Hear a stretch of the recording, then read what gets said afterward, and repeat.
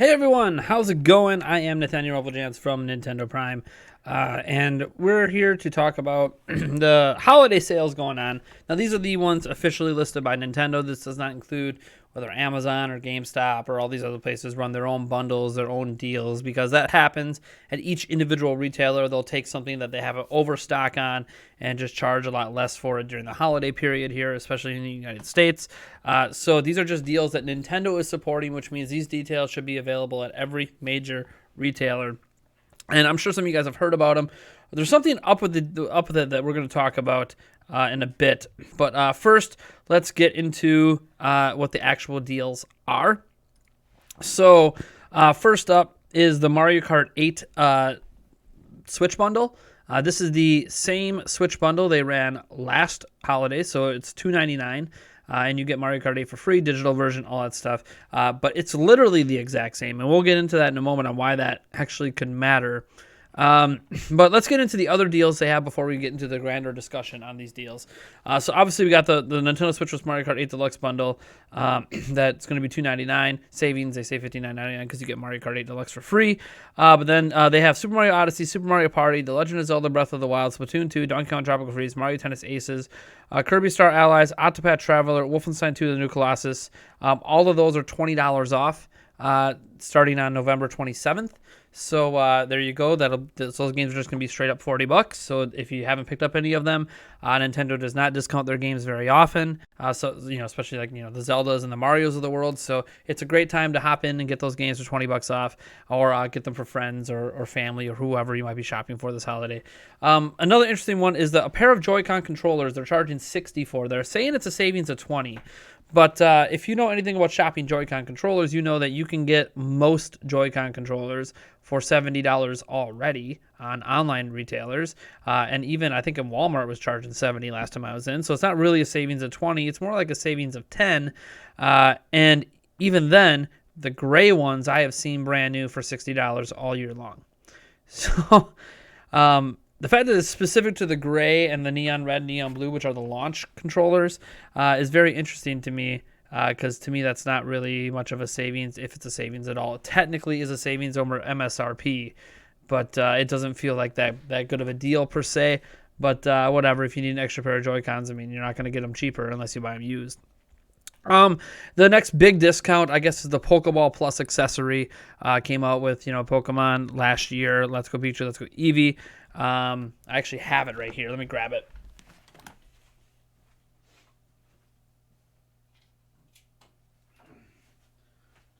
So this bad boy right here, this Pokeball Plus controller thingamajigger they use in Pokemon. I don't even think it works in Sword and Shield.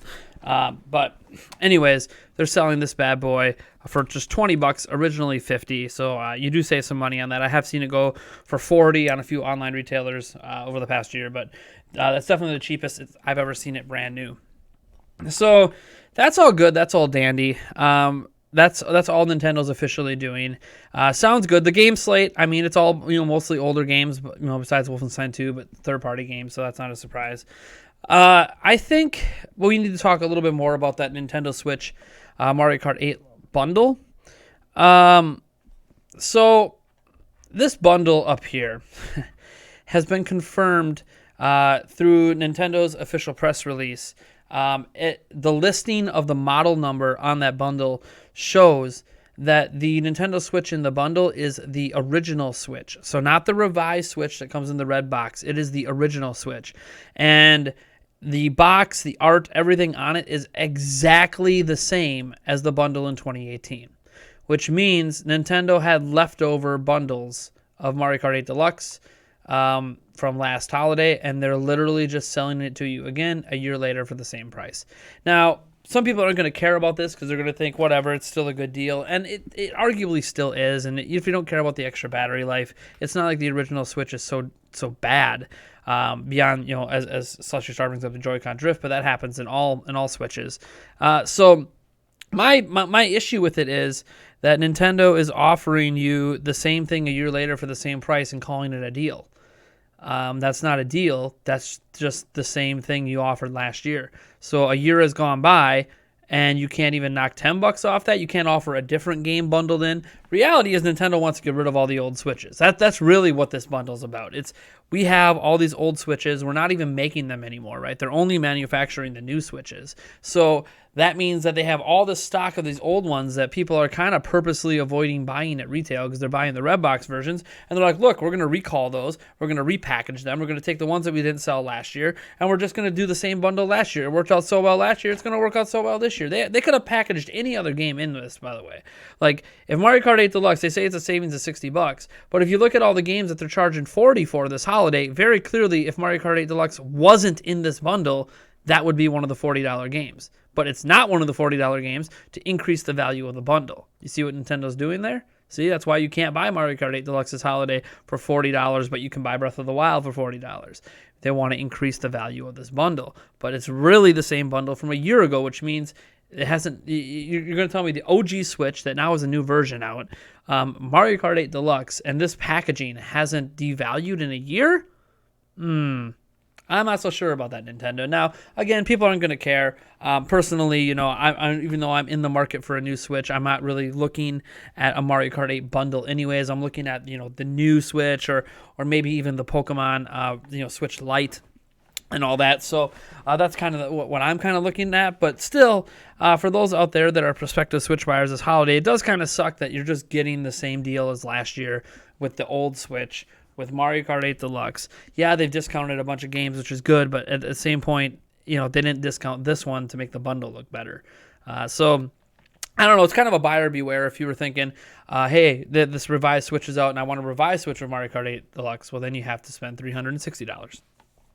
So, it's pretty crazy to me that this is just what they're doing with their holidays. Now, I don't mind all the discounts on the other games or the Pokeball Plus. The Joy-Cons, again, isn't really a deal. If you're a smart, savvy shopper, the $60 Joy-Cons really aren't that big of a deal. But I'm disappointed in the bundle, needless to say. But again, there's going to be a lot of other places that are going to have their own bundles that are outside of what Nintendo's done. We know GameStop likes to bundle like 5 games together and sell systems. So it's one of those things that you're going to have to just pay attention, because once more ads come out, the Target ads, which I think some of them are out now. I think some of the Target sales actually have already started.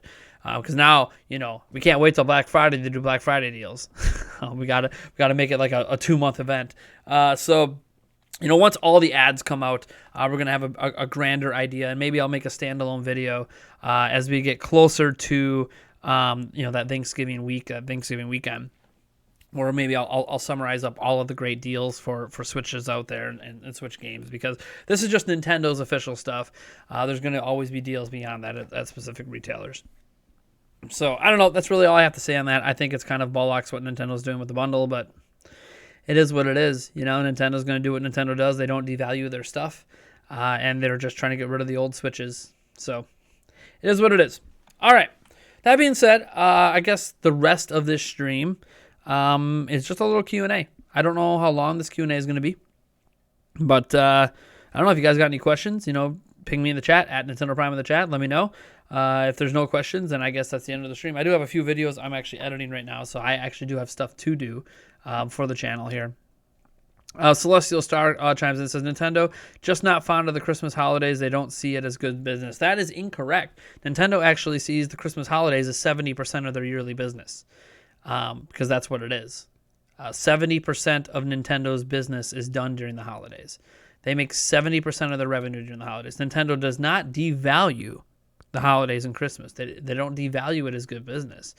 What they see it as is they think because Switch Lite is there at $200, they don't need to do anything different. Because they think if people don't want to pay $300 for this bundle, they'll just buy a Lite this holiday. And they might be right.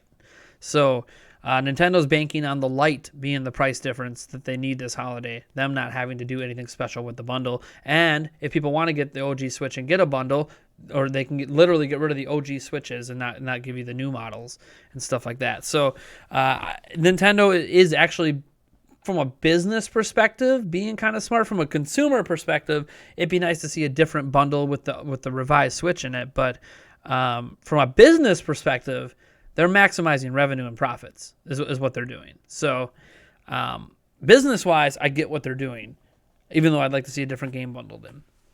But they don't like Nintendo owns the MPD this year. Like literally, Switch has been the hottest selling video game anything all year. There hasn't been even like PlayStation 4 and Xbox One haven't sniffed the Nintendo Switch in any single month of this year. It's not going to change this holiday. Nintendo Switch is going to dominate this holiday. This might be Nintendo's Switch's biggest holiday sales ever. You have the light out at 200. You have the revised Switch if people want something that's newer, if they want to upgrade. You have the bundle with Mario Kart 8 Deluxe. You have some of the best-selling Switch games of all time drop into $40 for like a week or something. You can get an extra set of Joy-Cons cheaper, although you can find them cheap, at that cheap right now if you shop online. So Nintendo is actually set up very well to have a massively successful holiday, and that's probably why they're not trying, because they don't have to try. Next holiday, expect to see a little bit more of an aggressive Nintendo when PlayStation 5 is there, when the next Xbox is there, when all the hype is surrounding them and, Nintendo wants to maintain the relevancy. Expect Nintendo to be a bit more aggressive next holiday. I think next holiday is when you'll see a sub 300 Switch, OG Switch, or base model Switch with a couple games packed in or something. You're going to see Nintendo be much more aggressive a year from now because they'll have to be. This holiday, they don't have to be. Nintendo has it in the bag.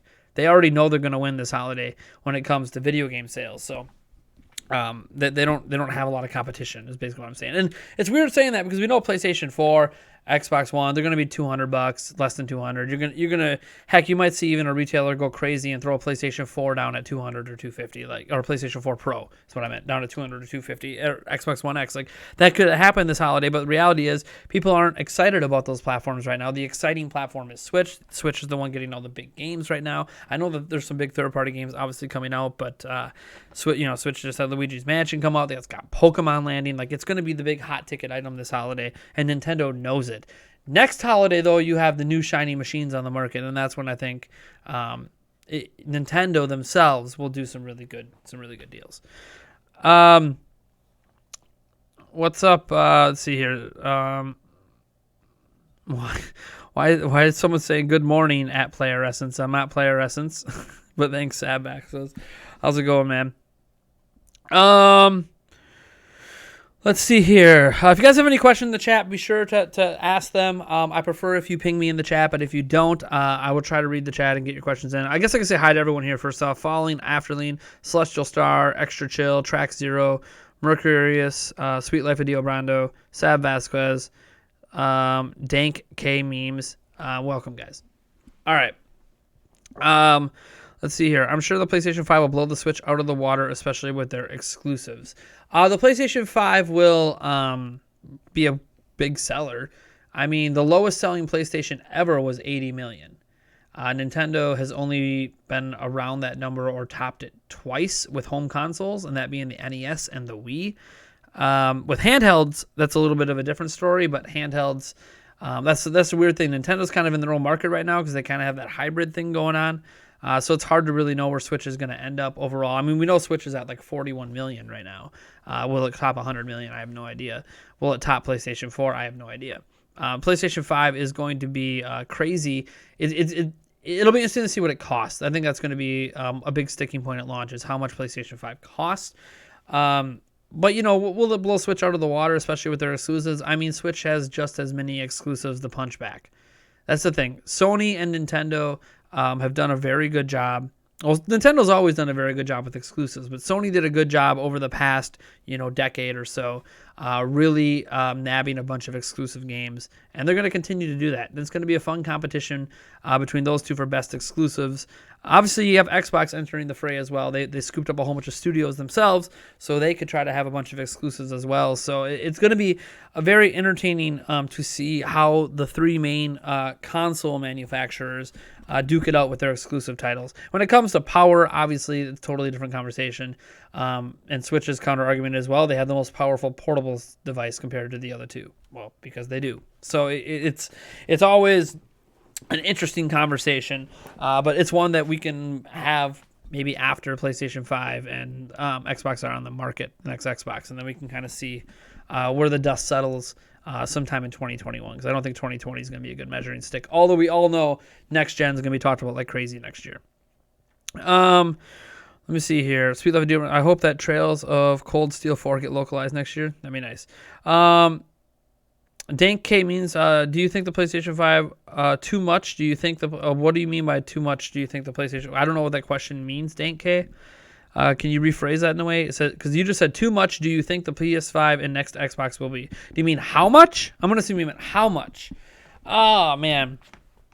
I think that Microsoft is planning for a pretty high price point. I think they're planning $499, $599. I think they're planning for it to be really expensive, and that's why they're offering the cell phone program, basically, where you can, if your credit's approved, you can pay for it over time and just take it home. So I think them pushing that, Xbox pushing that, is Microsoft basically telling us it's going to be expensive, but we're going to give you an affordable way to get it. So what does that mean for PlayStation 5? I have no idea. It's possible that Sony is unwilling to ever go above $399 again, because they did that once with PlayStation 3 and it didn't work out so well for them. But it's possible if they have an idea of what the next Xbox is going to launch at, they're going to do the same. I don't know. It's going to be interesting, because both platforms are touting how powerful they are and how much they're pumping into it, and the SSD tech alone that they're using is really expensive. So I'm not sure what's reasonable. Sony has also always shown a willingness to lose money on their systems at launch to get good sales. So it's a situation where PlayStation 5 very well could be $399, and they could lose a couple $100 per unit and just not care because they want to ensure they undercut Xbox that much. But again, I don't know. I don't know what they're thinking. I think it's going to be the most expensive generation launch ever in the history of gaming. And whether or not people care about that, I guess we'll find out. It's also going to make the Switch, especially when they have a $200 light, a lot more tantalizing next holiday, again, for parents. But that's for parents. That's not for avid gamers. Avid gamers still might be thinking, got to get that $600 next Xbox or something. So we'll see what happens. And I think the games will have a lot to say, too. Like, if at launch there's not any good games, what's the point of picking up the system at launch then if there's nothing really great to play? Let me see here. I feel like everyone who wanted an Xbox or PlayStation 4 have one. Yeah, that's another thing too. Is PlayStation 4 has kind of reached that sales plateau where it's kind of like, it's going to sell well. It's going to do decent this holiday, but it's not going to be. Basically, like you said, like so many people have it that the Pro. You can see Pro models if people want to upgrade. You can see maybe the Pro, but now with PlayStation 5 around the corner, I think a lot of people that might have been interested in the Pro are going to be like, I'll wait for PlayStation 5 just a year out.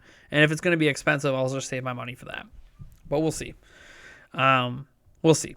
We just know they're both coming next year. That's all Microsoft and Sony have confirmed is next year. Or Microsoft, one of them confirmed a coming holiday for sure. But anyways, what's up, Shadow Price 79? Welcome to the stream. Koopa Slayer as well. Any news regarding an Xbox Nintendo partnership? They have been friendly for a while now. Nope, there's no news regarding an Xbox Nintendo partnership.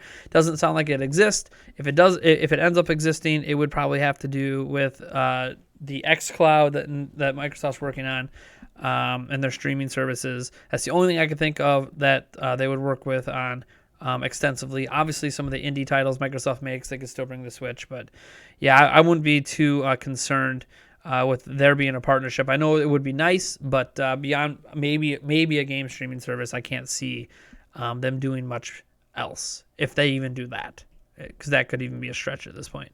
What's up, Moonman Moo? Welcome. Switch is portable. PSP can also be played on TV, but still a handheld like Switch. Yeah, PSP can be played on TV, but it wasn't advertised out of the box, and it didn't come with a dock that directly hooks up to your TV. So it's a little bit of a different story where Nintendo advertises Switch as a home console. They call it a home console that you can take with you. Whereas PSP was always advertised as a handheld that, with a cable, you can hook it up to your TV. And then they obviously did like they had the PS TV thing too as well, like a standalone box. Basically like a Roku stick these days with the tech that's in it.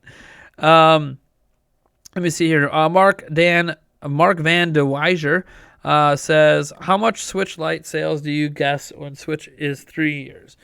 You're guessing 55 to 60 million. Oh, Switch and Lite sales combined. Well, when we get to 3 years, we're at 41 right now without the holidays.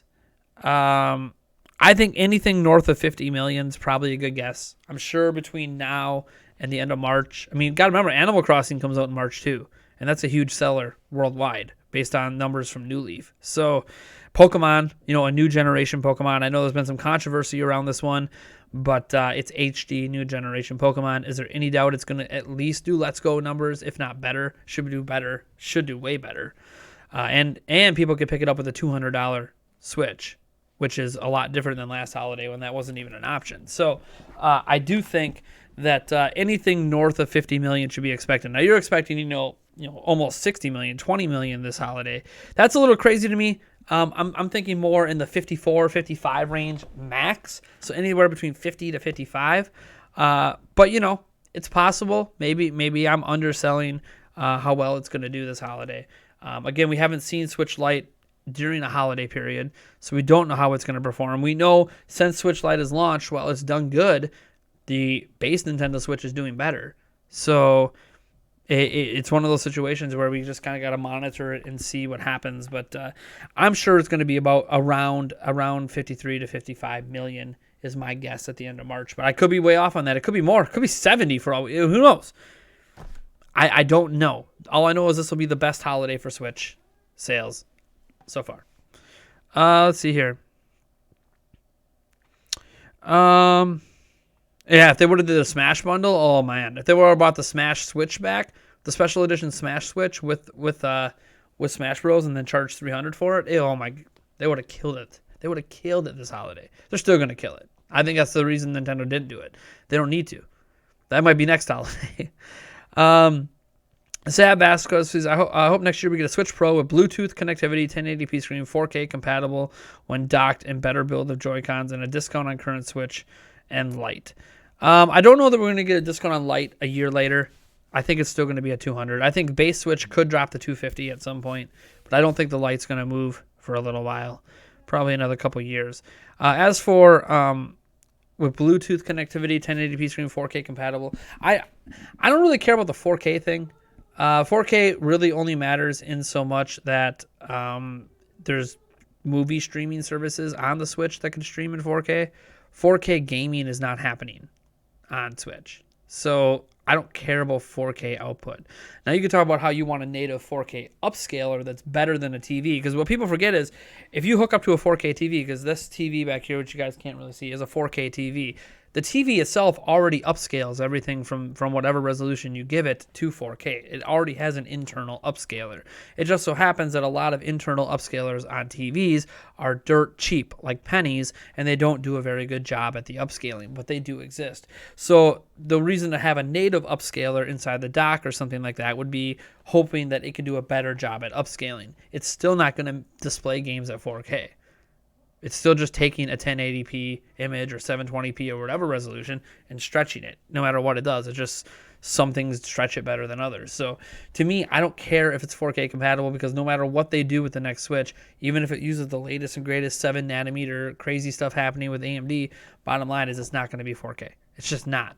We need to give up the 4K dream for probably another decade or more before there's mobile tech that can properly game at 4K. I mean, we are at a point where if you have a 2080 Ti, a 9900K, processor, 32 gigabytes of 3800 speed RAM in your computer, and a Gen 4, or actually I guess it'd be Gen 3 if you're using 9900K, Gen 4 SSDs you can only use with Ryzen right now.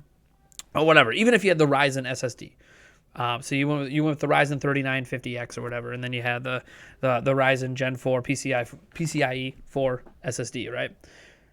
People are still only getting like 55 frames per second on ultra settings, or 55 frames. Yeah, 55 frames per second on ultra settings on PC in 4K. So 2080 Ti, Red Dead Redemption 2, ultra settings, not even consistently holding 60 FPS. By the way, the rig I just talked about is like a $3,000 computer. So like, if the best of the best, and there is actually a graphics card, there's the Titan that's above the 2080 Ti. But if not even like the best of the best consumer grade gaming rig can hit, consistent 60 FPS at 4K and ultra on $3,000 hardware, then how far away are we realistically from that happening in the mobile space? Pretty damn far. So that also puts in perspective, oh, well, there's going to be 4K there's going to be 4K. There's going to be upscaled 4K. There's going to be checkerboard rendering. There's going to be some indie games that'll be true 4K. I think we need to be very careful in how the marketing is going to spin 4K in the next gen, because I don't think there's going to be a lot of games really running at true 4K, especially if they're going to do ray tracing. Ray tracing has already proven to reduce GPU performance so badly that you can't do 4K. So bottom line is that 4K, as much as these other systems, and I can't stress enough, PlayStation 5 and the next Xbox are going to be stressing 4K. They're going to call everything 4K. You need to pay very close attention. Watch those Digital Foundry videos. There's going to be very few of those major AAA games even remotely coming close to 4K, let alone 4K 60 FPS. You could maybe argue they could hit 4K 30 in some cases. 4K 60 FPS games, going to be very far and in between if it's not an indie game. So it's one of those things that people need to be realistic about what's happening. I am a tech guru, so I pay attention to this stuff, and I just know even at $600, there's no way in hell a PlayStation 5 and Xbox 2 are outperforming a 2080 Ti with a Ryzen 3950X. It's just not happening. And those are struggling to do the best of the best looks at 4K 60. So we need to be realistic in what we expect for next gen. It's going to be gorgeous. It's going to be amazing. It's going to blow our minds, because it does every time. But be very careful at marketing spin versus reality, because 4K is going to be touted a lot, and they'll legally be able to do it because the final display is in 4K. But there's going to be a lot of upscaling. There's going to be a lot of tricks used to get that 4K. Some people aren't going to care about that, but if you want true 4K, it is very difficult to push right now. So I don't care about 4K on a dock unless we're talking Netflix streaming or something. And Netflix isn't even on Switch in the first place, so then I really don't care about 4K on a Switch Pro or whatever we're talking about here. Let's see here. Now, Bluetooth would be nice. It would be nice to have Bluetooth. The thing is, the Switch has Bluetooth. It's just not enabled for certain, like, as an example, this controller right here, this connects wirelessly to my Switch through Bluetooth. It has Bluetooth. The base Switch, the OG Switch, has Bluetooth. But they don't have it enabled for wireless headsets. That's really when people say we want Bluetooth, that's what they're talking about, wireless headsets. Like, why can't we use wireless headsets? I don't know. I don't know why Nintendo does not have it enabled, because you can use wireless Bluetooth controllers, but not headsets. I don't get it. Beats me. I don't know. I don't know if they just cheaped out, so they can't have too many signals coming in. Like, maybe if you have a wireless controller, or like the Joy-Cons, which also, by the way, communicate over Bluetooth. So say you have someone using, you have 3 players sitting down with Joy-Cons, or 4 players sitting down with Joy-Cons. So you have, what is that? 4 players, 16 different connections for Bluetooth. They just don't want the extra interference of headsets, because then maybe it's too much for the Bluetooth chip to handle. I have no idea. I'm not the one that did the internal testing on it to know why they shut that off. But let's see here. Red Dead has come to the PC, and that's nice. I would like to see more games hit Steam servers. I really don't care about Steam in general. I just care about games. I've never cared about what platform a game is on. I don't care if it's Xbox, PlayStation, Nintendo. I don't care if it's Steam. I don't care if it's Origin. I don't care if it's Good Old Games or wherever else. I forget. There's so many different platforms on the Epic Store, the Blizzard.net thing, or whatever. Battle.net? I guess I think it's called Blizzard.net now. I don't really care what thing the game is on. I know some people really on PC care. Everything needs to be on Steam or everything. Like, I don't care about that. As long as everything's on my PC. Like, I don't care. So I just care that the games are great. That's all I care about, is the end product. Is the game great? Because it doesn't matter what platform it's on. It matters what the game actually is. So I am happy to see Red Dead Redemption 2 on PC, but just because it's there on PC, I don't care how they deliver it on PC. I just want it to be there. So I'm glad to see it is there. And it's interesting seeing, because that's the game that pushes PC hardware the most right now. It's pretty crazy. And PC hardware is struggling with it, man. It's really struggling with it, because Red Dead Redemption 2 is a beast. Let's see here. I have a 70-inch 4K, and when my Switch is docked, most of the menus look blurry, but I would just prefer a cleaner, sharper UI. Yeah, That's obviously something that people have talked about in the past, and this is something I think we're going to see a lot with PlayStation 4 or PlayStation 5 and the next Xbox. I think we're going to see a lot of. There is some true 4K going on in the games, but it's going to be the menus, right? So I think because people are rocking big TVs, I mean, this is like a 65-inch or something TV back here, too. It's pretty big. And one thing people complain about on the big TVs isn't so much the gameplay, but it's the menus or the UI and the overlay seems to always be a little blurry if it's not 4K. So I think what we will see is a lot of menus being in true 4K, but I don't know that the gameplay will necessarily be true 4K. Does that make sense? Now, for Switch... the problem the Switch has with a lot of menus is that it would be nice. There are some games that do this where the game play itself on Switch, like have a dynamic resolution, but the menus will stay at 1080p and docked. That happens in some games, but for most games, the menus and the UI also downgrade with the game. And because it downgrades at the same time, when you're on a huge, 70-inch, 65-inch TV, it really stands out as being blurry. I think that's probably one thing you're running into a lot with the menus looking blurry on your 70-inch TV is that the game, when you're playing it at the time, isn't even running at 1080p. Very few Switch games actually stay at a native 1080p. A lot of them, including Mario Odyssey, are dynamic resolution. So you're actually seeing, sometimes you're seeing a 720, sometimes you're seeing even a 540 or a 480 menu or UI being blown up on a 70-inch TV. Of course it looks blurry. So I think it's more important that they nail 1080p than worry about 4K. But that's just me. And I think if they nail 1080p, it'll look less blurry to you. Because already, if you watch TV, a lot of your programming, your CNNs and all stuff, is just 1080p upscaled to 4K on your TV, and people don't complain about those menus. So I think a lot of it is just we need to get Switch games running at a consistent 1080p docked, period. Never dropping below. Then we can worry about what's next after that, which is something we can worry about with the Switch 2 or whatever hypothetical next-gen system Nintendo has down the pipeline. Because they're working on something. They're always working on something. But I don't know where Nintendo's going with it, what tech they're looking at, or any of that. If they're even going to keep the Switch going, they could go in a completely different direction because this is Nintendo, and that's what they do. Shadow Price 79 welcome says, hey Nate, do you think the sharp IGZO screens will be in the rumored Switch Pro? This will make the Switch 1080p portable since it's an ultra high def screen. So here's the thing. The IGZO displays are some of the top end mobile displays on the market. There are a lot of phones that use them. And they are well regarded because you can get really high resolutions and refresh rates with really low power draw. That's what makes them really appealing for like phones like this. So I know there is a partnership. It's been publicly announced. This isn't even a rumor. There is a partnership for the IGZO displays with Nintendo. We do not know if that partnership is for a next-gen Switch. We don't not know if it's for a device that Nintendo never even releases because a partnership could exist for a hypothetical device they're developing that never comes out. That's always possible. Or it could be for a Switch Pro, which is what I know people like Super Metal Dave and others fully believe that it's for a Switch Pro, even though we don't know that it's necessarily for a Switch Pro. So... do I think it could be in the Switch Pro? It could.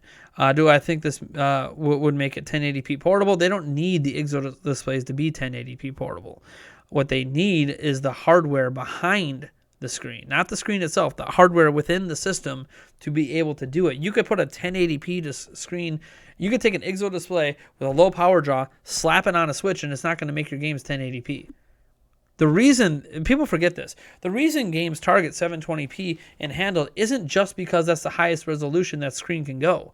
It's because in handheld, there's not enough power to do anything else. And even at that, most games we play in handheld, that most major games anyways, don't even hit 720p. So the issue has never been the screen. They can upgrade the screen all they want. They need the power inside the system itself in handheld mode to actually do it. Now, the IGZO display can help because it can give more battery power to other components by using less battery power, but that in that of itself doesn't make the system powerful. So they could slap a 4K screen on that bad boy and it could take less power draw than the 720p screen. Won't matter because games aren't going to play at 4K. They won't even play at 1080p. Most of them don't even play at 720. They need to focus more on the internals of the system than the screen tech. Screen tech's not a problem. This screen tech's been around forever. Nintendo has a billion options for screen tech to get to 1080p. That is not the problem. The problem is the hardware. They need the hardware with the heat dissipation and the willingness to maybe even use a premium price tag to make it happen. And right now, Nintendo has not shown a willingness to do any of that. So We need to be more realistic with the Switch Pro. 1080p handled is probably not happening with the Switch Pro. If a Switch Pro is real, which I do believe it is, you need to be looking at 1080p docked because we don't even have that. We're not even getting 1080p docked on most of our games. Keep that in mind. Mario Odyssey is 900p docked. We're not getting 1080p on 90% of Switch games docked. So why the hell are we talking about 1080p handheld? Can we get 720p handheld first? Can we get 1080p docked first? We don't even have that now with the upgraded Switch. We have to keep this in mind, folks, that Switch Pro is not going to be a next-gen Switch. People are putting a lot of expectations in Switch Pro to be this massive jump. Even if it is a PlayStation 4 style jump, it's really not that big of a jump. Like a PlayStation 4 Pro style, it's not that big of a jump. We need to worry about getting 720p on handheld and 1080p docked before we start talking, oh, let's get 1080p handheld. That's a generation jump. We're not getting a generational jump. So, that's in my opinion. Of course, I don't actually know. I'm not Nintendo. Hopefully, new custom chip is 7 nanometer. I don't think we're getting a 7 nanometer chip in a Switch Pro because I know Super Metal Dave's kind of on that kick right now. But it's the latest and greatest tech. Nintendo's not going to use the latest and greatest tech. They're going to use 10 nanometer, 12 nanometer, somewhere in that. They're going to go down from 14 to 12 to 10, somewhere in there, and that's what they're going to use. People that are looking at the 7 nanometer tech, that's not going to even be affordable in a Switch system until, a decade from now. You got to remember, if they use that 7 nanometer tech next year, it's going to be a $600, $700 Switch. It's going to be just like the smartphone market. People aren't going to pay that. Nintendo's not going to do that. So, you got to be realistic. Nintendo has never used the latest and greatest tech, literally within a year of it coming out. It's just never happened. So, if a Switch Pro is happening next year, you can already rule out 7 nanometer.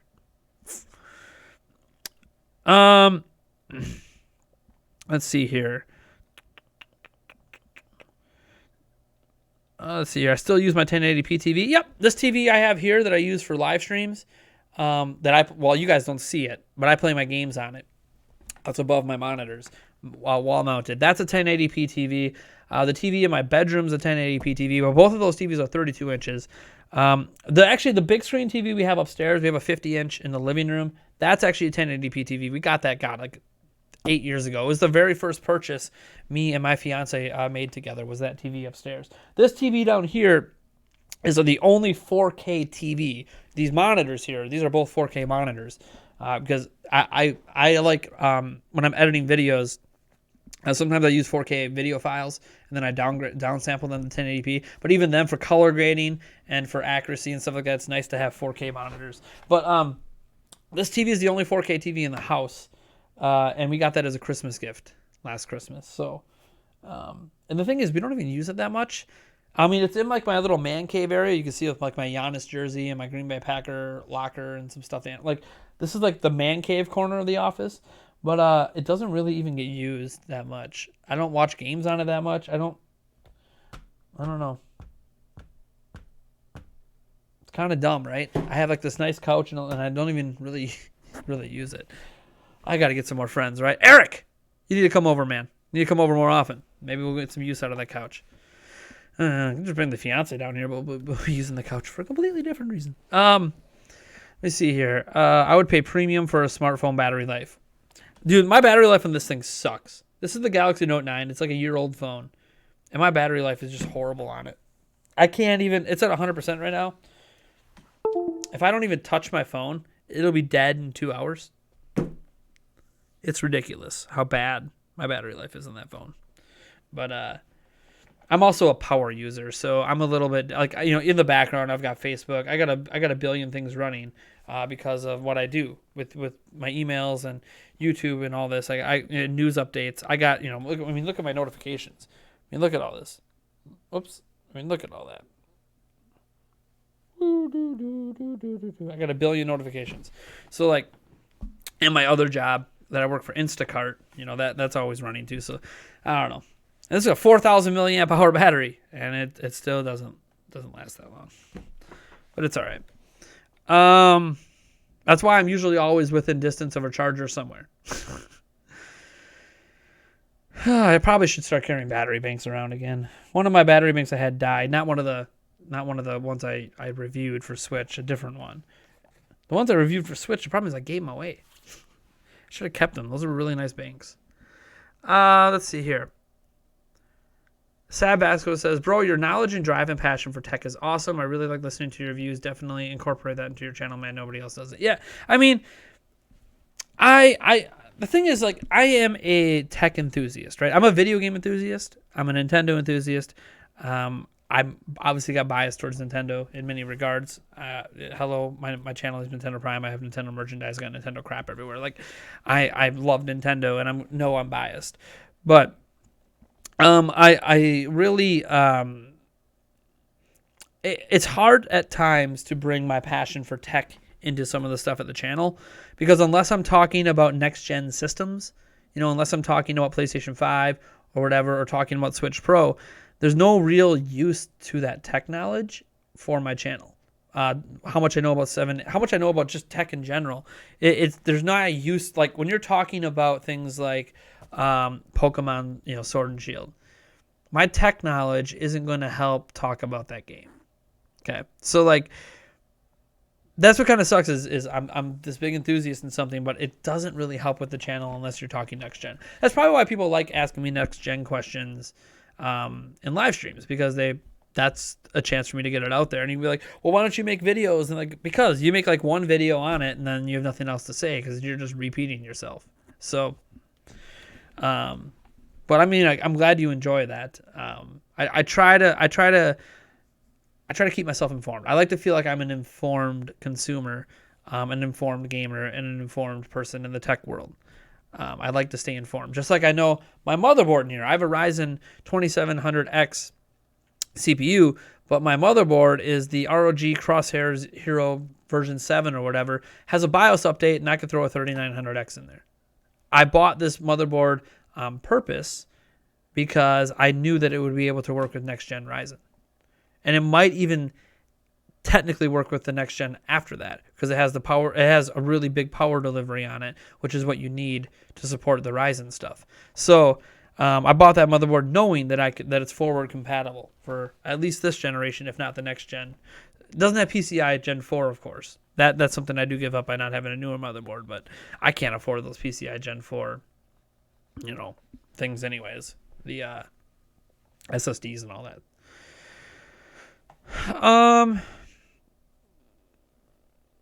Nintendo will always focus more on their software over their hardware. I don't think they focus on one more than the other per se. I think they make their hardware and their software work hand in hand. And the first time they didn't do that was Wii U. I think Wii U was the first time Nintendo released a platform that was disconnected from their software development. It was basically Shigeru Miyamoto's idea. They never ran it by any of the development teams. And the development teams got stuck with it and said, hey, do something unique with the Wii U controller.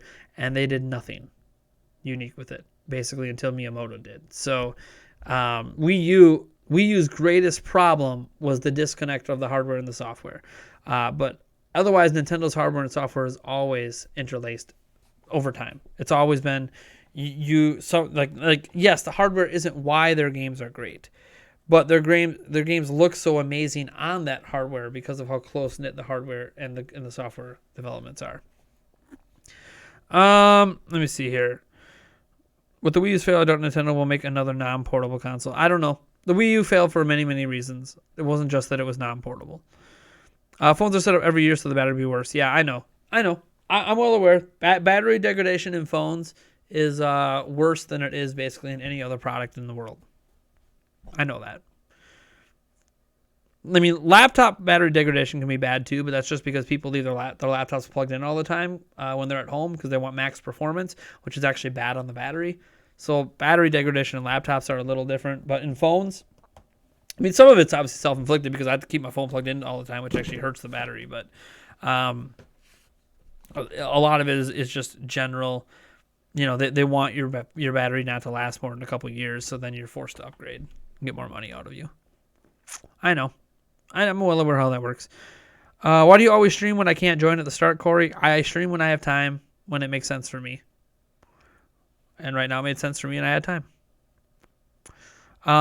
Shadow Price 79 says, I got a 7700K with a 1080 card and 500 gigabyte NVMe. I think I'm good for next gen, so I won't need a PlayStation 5 or Scarlet right away. Yeah, you'll be all right. You're going to see PlayStation 5 and Scarlet games that might look better. It won't be because of your CPU. Your 7700K is fine. The 1080, I don't think is going to be outpaced per se by whatever is in a PlayStation 5 or the next Xbox. But I think what will happen is games will be tailored so specifically to that hardware versus yours that there's going to be games on PlayStation 5 and Xbox Scarlet that look better than what you can get on your current system. And that's not because your current system isn't great. Your current system is fantastic. It's just the way tech goes. They're going to be using newer technologies, and games are going to be tailored for that technology. Whereas that's the one thing on PC is games aren't tailored specifically for the tech in each computer because there's so much variance in the technology in the PC space. Whereas PlayStation 5s, all of them have the same tech, so it's easy for games to tailor to that. So you will be fine. 7700K with a 1080 is great. It's just that there will be games that look better just because they're tailored for that hardware, and games aren't really tailored for your hardware, and your hardware is older. Not old, but older. And mostly the GPU in this case. You're not CPU bottlenecked with the 7700K. So, Nintendo portables always outsell the home consoles, so another pure home console for them would be surprising. In some cases, the Wii outsold some of Nintendo's portables. I mean, it didn't outsell the DS at the time, but it outsold other Nintendo portables. So it's always about give or take what Nintendo wants to do. I don't think Nintendo's ever going to give up the handheld space, if that makes sense. But I don't know if that means they're never, ever going to return to making a box that goes under your TV. You know, the future is not written. Only Nintendo knows what their plans are. Do you think the N64 Classic will come back in a few months before Switch Online version? Or do you think will come in a few months? Because it hasn't even come out yet. I don't even know the N64 Classic exists. I don't know why it hasn't been a thing yet. I think if it's a thing, it'll be next year because they need, if they think Switch is going to lose the holiday sales, they're going to want to make up for it with something. And an N64 Classic at $100 would be huge next holiday. Next to all these really expensive video game machines, you have a $100 N64 Classic. I think that would just blow up during the holidays. So I think N64 Classic, if it is coming, will be next holiday. And will it come before N64 games come to Switch? I don't know that N64 games are ever coming to Switch. I felt like we pulled teeth just to get SNES games, and now they're not even giving us new games every month. So I feel like Nintendo, the backlash over how they handled their Nintendo Switch Online service with these games, I think Nintendo has taken that backlash to heart, and they're kind of abandoning the idea, or at least abandoning it as it is now. I think it should be a standalone subscription service, but I don't know. Some people want, the OG Virtual Console to come back as well. All that matters to me is the games are still compatible when you get the next gen system. If they're not, then we're just doing Virtual Console all over again. So, I like Wii U's library. Wii U had a good library. It had Wii U. If you just grabbed all the exclusive games on Wii U, there's a pretty decent library there. I mean, it's only like this big, like this wide. If you have all the physical copies, but still, what's in this wide of a space is really good stuff. So I'm really glad. I mean, Devil's Third notwithstanding, that was just not a good game. But that was that's the only exclusive because a lot of them imported the Switch, but at the time exclusive Wii U game that was bad, like legit, just not a good game. Not even an okay game. It's just not a good game. Let me see here. Hey Nate, do you think we'll get a new 2D Metroid on Switch next year? I don't know. I'm very curious to see what they do with 2D Mario, 2D Metroid, and 2D Zelda, or top-down Zelda, I guess I should call it, because it hasn't really been 2D in a long time. Because, we got Link's Awakening Remake, which sold really well. We got, Mario Maker, which obviously Mario Maker 2 was going to do fantastic, so it did. We got, Samus Returns on 3DS, which did, it just kind of did okay. So I'm very curious if they're even going to bring those back, because you see Oh yeah, Link's Awakening, that was a remaster of a 20-year-old game or whatever. Great, cool. That did, that did great numbers. It did do great numbers. But then you see Breath of the Wild at 15 million. What's Nintendo going to focus on? Breath of the Wild 2. They're not going to focus on 2D Zelda. So like with Metroid, well, you saw Prime do 4 million, 2 million, 3 million in sales, and then you look at the sales of the rest of the Metroid series and they're kind of so what's Nintendo going to focus on then? The Prime series. Same thing with Mario, although 2D Mario actually has a history of selling extremely well. So I think there's a high chance we'll get another 2D Mario game. I don't know what it'll be. I don't know what they're going to call it. I'm hoping they ditch the new Super Mario Bros. Moniker and try something new. But ironically new in the title, I know. So I think 2D Mario will come back. 2D Metroid, beyond remakes. I mean, I think Nintendo might bank on remakes for a while for 2D or side-scrolling, but I'm not sure that they plan to return to it as a regular thing very often. I think they're going to focus bringing on like Kid Icarus Uprising and other games like that, those style of games from 3DS over versus making another 2D Metroid or top-down Zelda game. But again, that's just my personal opinion, just based on the performance of the games and the sales of the games and where it makes sense to me as a business to invest your money. And I think right now it makes sense for them to invest in Metroid Prime 4, to invest in Breath of the Wild 2, and to invest in whatever the next Mario game is. I don't know that it makes sense to invest in the top-down or the 2D style stuff that, while selling well, doesn't sell nearly as well as the other stuff they should be putting their money into. But again, personal opinions. I know people love those games. I love top-down Zelda especially, but, what are you going to do? I'm a numbers guy, and the numbers tell me that they probably shouldn't do those anymore, but they're going to do more remakes because those are a lot easier to do because then you don't have to concept. Like Link's Awakening was rebuilt from the ground up, but they didn't have to conceptualize the whole game and spend years trying to come up with the idea and the concepts. They just had to come up with an art style, then build the game. So I think that you'll see more Metroid Zelda remakes for sure that are top-down. So basically, Link's Awakening won't be the last top-down remake. There's going to be more. Like, I fully expect A Link to the Past to be remade in a completely different art style than A Link Between Worlds was, which you could argue was kind of a remake of that world already. Let's see here. Sonic Boom, Hello Kitty Kart, Barbie's Dreamhouse. You calling those Wii U games? They are Wii U games. Are they all exclusive? I'm not sure if all three of those were exclusive. If they are, cool. That would be in that stack. They're probably better than Devil's Third. Well, Sonic Boom I know is better than Devil's Third, even though Sonic Boom isn't good either. It's better than Devil's Third. You can at least beat Sonic Boom.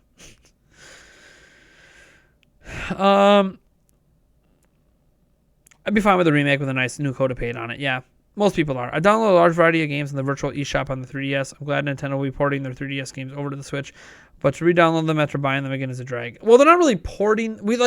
I think they're looking at bringing 3DS franchises over to Switch. I don't know that they're talking, we're just going to up-res port Kid Icarus Uprising. I think they're looking at, we should make Kid Icarus Uprising 2. I think we're looking at them making sequels to 3DS games, not necessarily porting them over. They could do it, of course. I don't know what Nintendo's thinking. They haven't really told us. They just said more 3DS games are going to be coming to Switch, and we don't know what they mean by that. So it's all a guess at this point until they start announcing things. What is clear is that Switch is going to have the biggest library of Nintendo published games maybe ever of all time. So that's pretty interesting because it's the first system that's combining handheld and home console developments together. So just by that nature alone, it was already going to do that. And now that they admitted that 3DS is dead, basically, it's definitely that's happening. It's a legit thing happening now, for sure. Nintendo Prime, buy the studio that decrypted the Necrodancer and get them to make a new top-down Zelda game. I know you love that game, right? I think you were the one really hyping that up before the Zelda version came out. Which I still haven't really played much of because I need to get my Switch back. Top-down Zelda probably has a low cost of production, that 3D Zelda, so maybe it's worth it. Yeah, Top-down Zelda is always the one that, of the three, well, in comparison to Metroid, 2D side-scrolling Mario games have always sold well, so there's going to be another one someday. Top-down Zelda games, Zelda in general sells well. Not as well as Mario, but does sell well. So I think a top-down Zelda game could happen again. I don't know when. I don't know how. But it could. I think it's a much more likely to happen than Metroid. But we'll see. We'll see.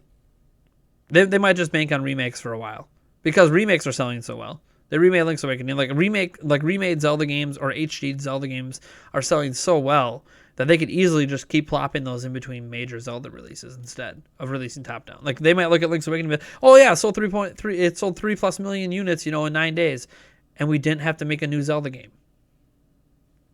I mean, look at the logic there. They did not have to make a new Zelda game, and they remade an old game, and that old game is outselling the original game and outselling all other top-down Zelda games. So it's like, we didn't even have to do the kind of work you do for a new game, and look what we did. So I think you're going to see a lot of remakes versus new games when it comes to top-down Zelda.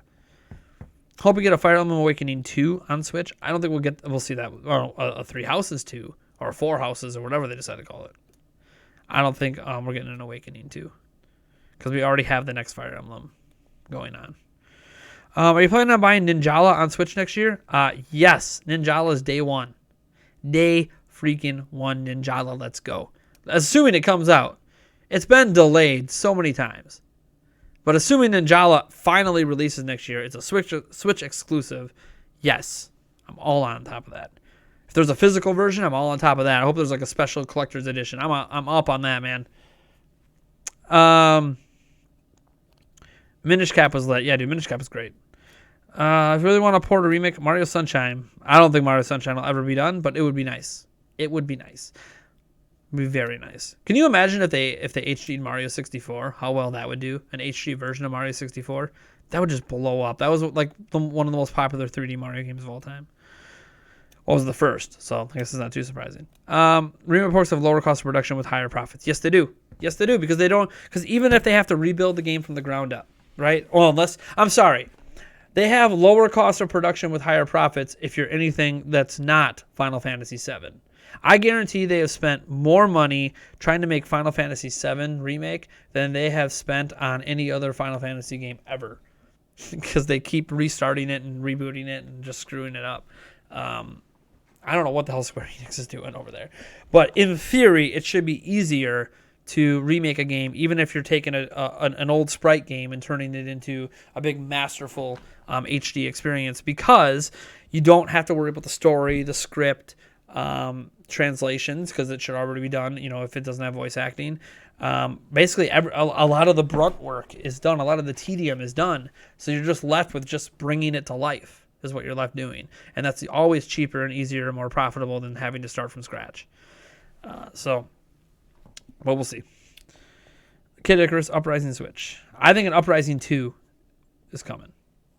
Eventually. I don't know when, because Sakurai was behind it, and he's still doing Smash. But Final Fantasy VII Remake is pretty much a new game with it. Yeah, I mean, it's not just the amount of changes they made. It's that development's been rebooted so many times. Here's the thing. It's still the same story. Still the same characters. So, again, in theory, it should be easier to make Final Fantasy VII Remake than it is to make a brand new, ground-up, no-basis Final Fantasy game. But they made it harder, not just because of the changes. They made it harder because it's been rebooted. Like, things been in development 10 years. It's been rebooted so many times in development. They've probably dropped, $300-400 million on development on the game, which is just crazy. I don't care how amazing a remake is. That's a crazy amount of money and reboots to remake a game that already exists. I understand they're doing a lot of different things with it, but I don't know. And a lot of the combat mechanics are just things they have in other Final Fantasy games. So, what I'm saying is their systems they already have built on that engine that they're using. They've had a lot of problems making that game. I don't know what it is with Square Enix and Final Fantasy. They always seem to have problems when they're making Final Fantasy games, and I don't know why. I don't know why it's such a struggle for them. Banjo-Kazooie 1+2 HD remake for Switch with stop and swap implemented. Technically, Banjo and Kazooie has been done in HD. If you remember, the OG Xbox was in HD, and they redid them in HD already, so they technically exist in HD. I hesitate to call it HD, but it was HD. It feels weird saying that because that was back in the Xbox, not even Xbox 360. But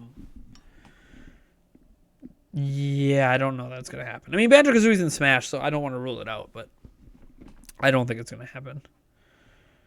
I wonder when we'll see Octopath Traveler 2. Yep, we know that game's in development. I wouldn't be surprised to see that next year. That could be a next year game, or at least announced next year, shown off next year. I know it's already been announced to be being made.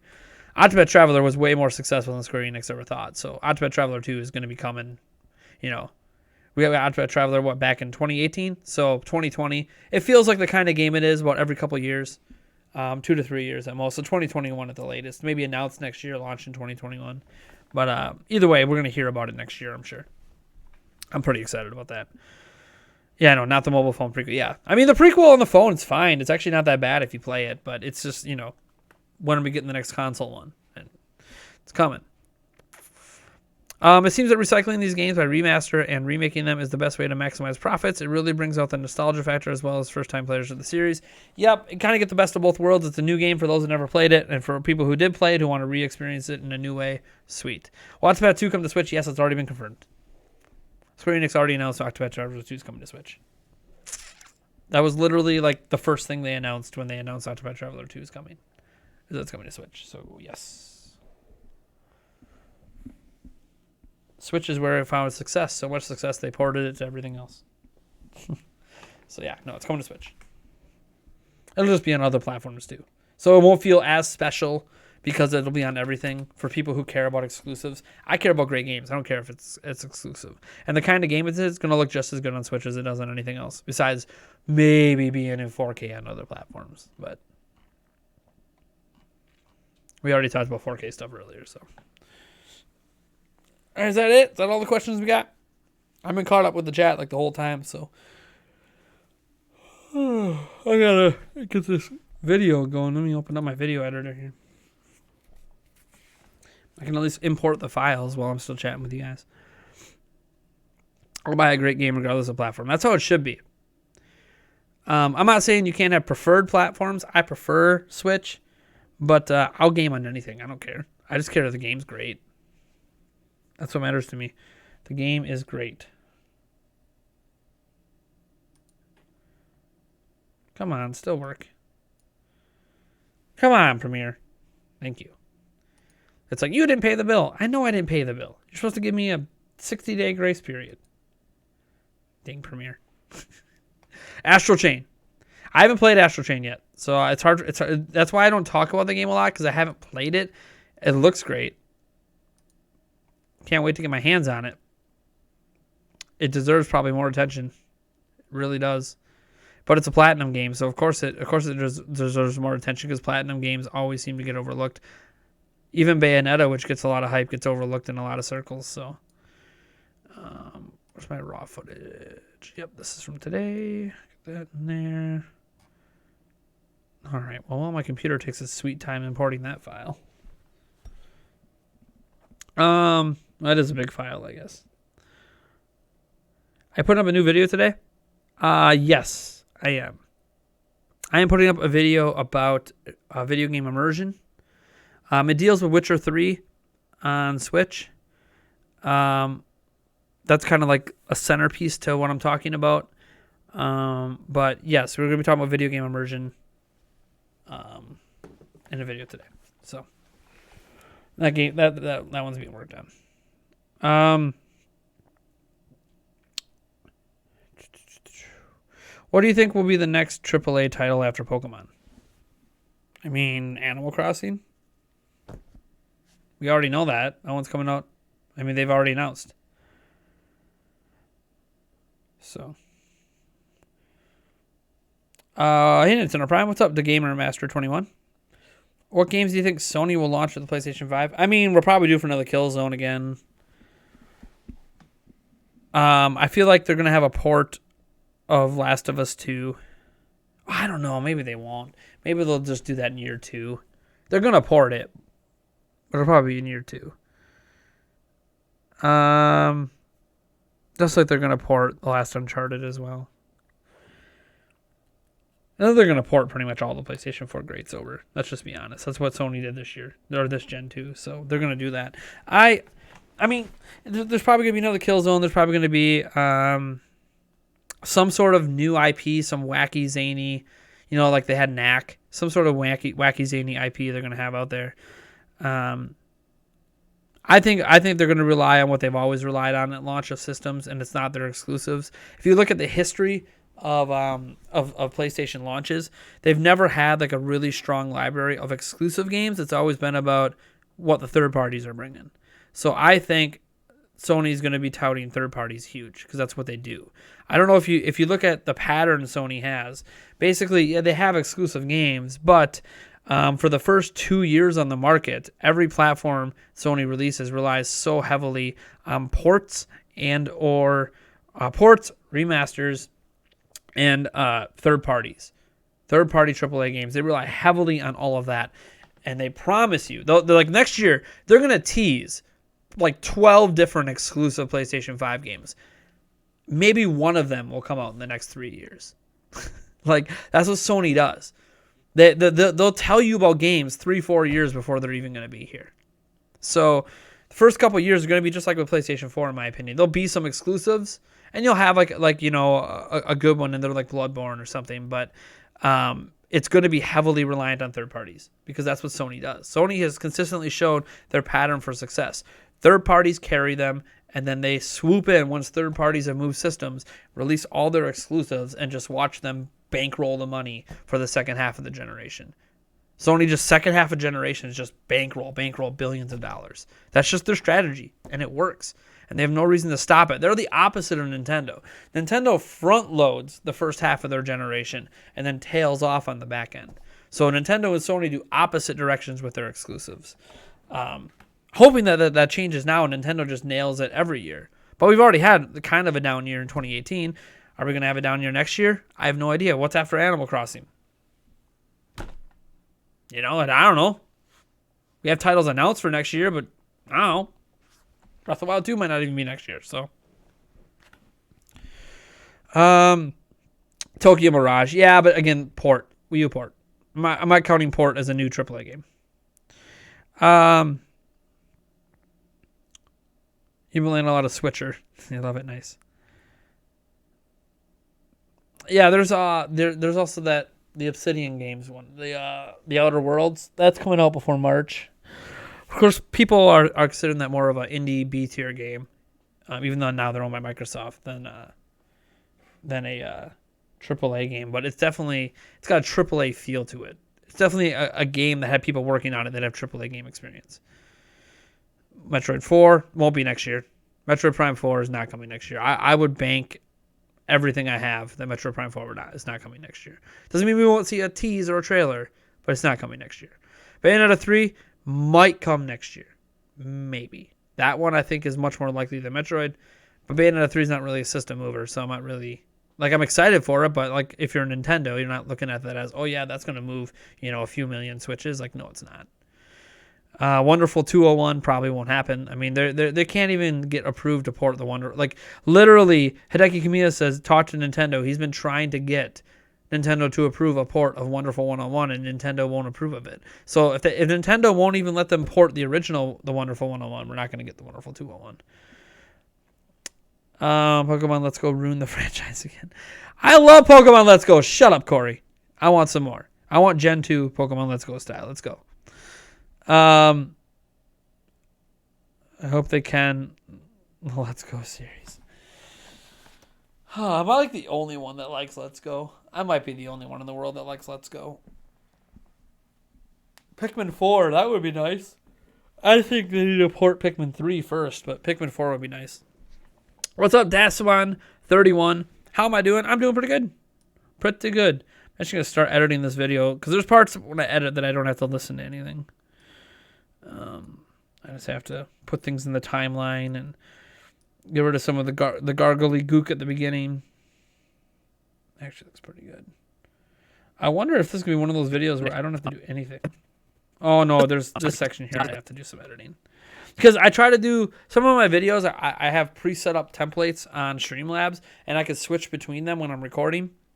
So then I have to do less editing. But I forgot it. I really messed up in this video. I gotta do some editing. That's all right. No problem with editing videos. I mean, this isn't special editing. This isn't like if I was doing like a top 10 list, that requires a hell of a lot more editing than this discussion video. Discussion videos don't require as much editing. Because discussion videos are more about what you're saying, and then you have relevant things shown on screen. Whereas, I mean, I guess that's what all videos are like, I suppose. But there's just a lot more video editing, actual editing work, not audio editing, that you have to do on like a top 10 list. A lot more different clips you have to put in and highlights and transitions and blah, blah, blah.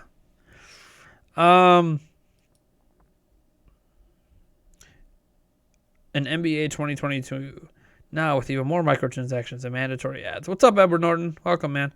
We haven't seen it yet, but do you think that the new Pokemon Sword and Shield will have rideable Pokemon like Let's Go? We haven't seen any so far, but I enjoyed riding Pokemon. I don't know. Maybe. I mean, if it's there, it won't be surprising. If it's not, that also wouldn't be surprising. I don't know. How about a new Wave Race? Hell yeah, with the Wave Race. Dude, I love the Wave Race franchise. I was so sad when it ended. I mean, granted, the final Wave Race game wasn't really that good. It was okay, but oh man, I want some more Wave Race. You're getting tired. You need a cup of coffee? Yes. I have 3 children. It is that time of the day. I need some caffeine. It's 10:30 in the morning.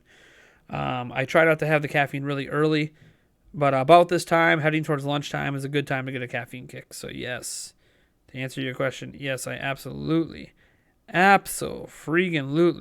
could use a caffeine kick right about now.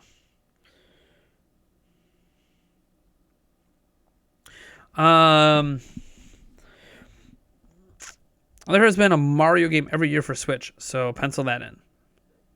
I mean, sure, Mario something will happen every year. Something. Mario's just that big of an IP. I want a new Mario Hoops. Nice. Have you seen Diablo 4 trailer yet? Yes, I have. I have seen the Diablo 4 trailer. Highly disappointed that it's not announced for Switch, at least not announced yet for Switch.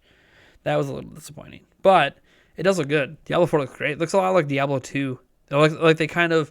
I didn't mind the art style in Diablo 3, but it definitely was like a departure from the first 2 games. Diablo 4 feels much more like the first 2 games in terms of the art direction. It looks really good, but we'll see. Next year feels right for a new Mario sports game as well. Sure. Maybe what Aces last year? Haven't had a sports game this year, I don't think. Unless you count Mario and Sonic at the Olympics. It comes next month. Diablo 4, play it first on Switch. It'll be play the demo first on Switch. Comes out 8 months after launch on other platforms. Although we're supposed to get an Overwatch 2, and that's supposedly day and date. At least as far as we're aware. Knowing our luck, it's probably not day and date, but it'd be nice if it was. I'm really confused that we're getting Overwatch 2, but not Diablo 4. But again, there's still time for it to be announced for Switch. It could be a surprise direct announcement or something in the future. So we can't rule it out entirely, but it is weird to see Overwatch 2 announced for Switch and then have Diablo 4 not, when Diablo came to Switch before Overwatch. I know they're different art styles, and maybe that's what they're struggling with. But the first 3DS franchise game I want is a new Mario and Luigi RPG. Yep, sure. Also keep in mind, Super Mario Party sold bonkers on Switch. Yeah, isn't it 5.5 million? I can't remember. It's in the top 10. It sold really well.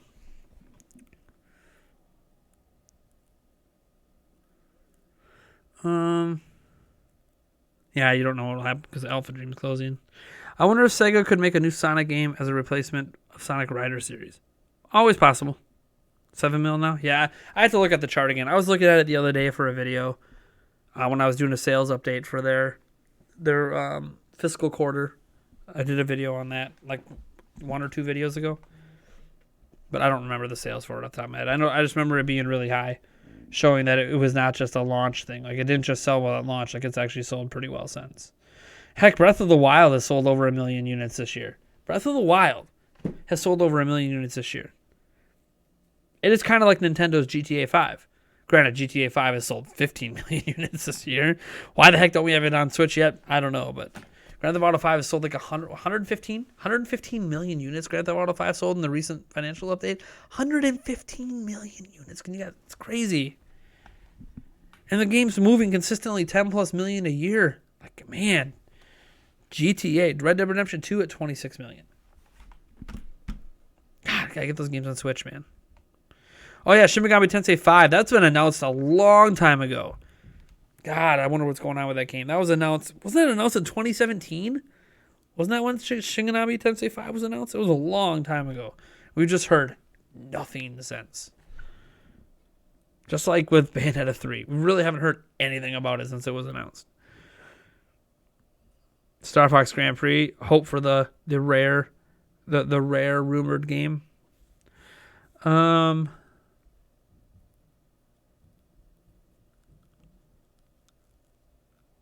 Mario Kart 9, of course. Mario Kart 9 is obviously going to be a thing. I just don't know when. They're going to do it.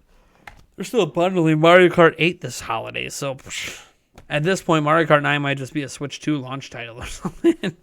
Just go a whole generation without a new Mario Kart, which like never happens. But Mario Kart 8 this Deluxe is so huge that I could see them maybe holding off on 9. But we'll see. If they release 9 this gen, I mean, that's great. It's going to sell well. They'll just port it to the next gen for Mario Kart 9 Deluxe. All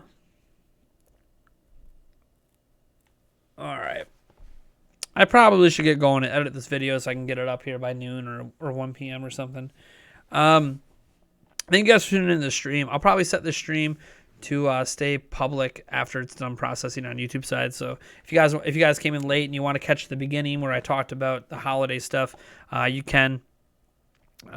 Because the stream stayed pretty tame. I don't think we really got too far off base. Not too many inappropriate questions. Thank you guys so much for staying professional and keeping the questions related to gaming. I appreciate that. I have a lot of fun doing these streams. I do want to do them more often. I want to get them kicking off at a more consistent time. But right now, my life just doesn't work out that way. I'm sorry. So you get content when you get it. I don't even have videos coming out every day right now. I'm trying. I'm trying, guys. It's just a lot going on. Maybe someday I'll do one personal live stream, maybe for the patrons or something, to explain everything that's going on in my life. But need to make cash happen. I do need to make cash happen. I can't even do whatever. I'll get into some personal stuff another time. We're gonna keep that out of these normal streams. So thank you guys so much for tuning in. Thank you so much, Corey Wall, for your $2 Canadian. Catch you guys in the next